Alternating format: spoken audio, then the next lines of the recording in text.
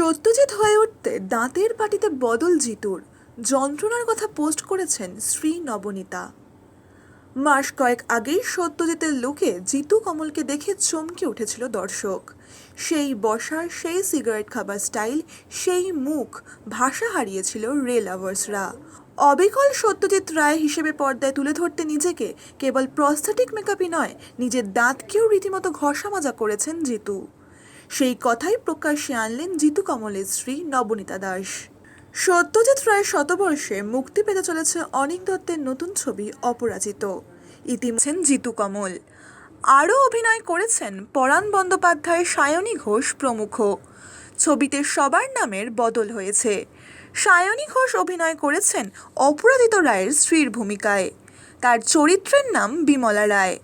বীরভূম, কলকাতার শিশির মঞ্চ, নন্দন থেকে শুরু করে আরও বেশ কিছু লোকেশনে এই ছবির শ্যুট করা হয়েছিল। সোমনাথ কুণ্ডু।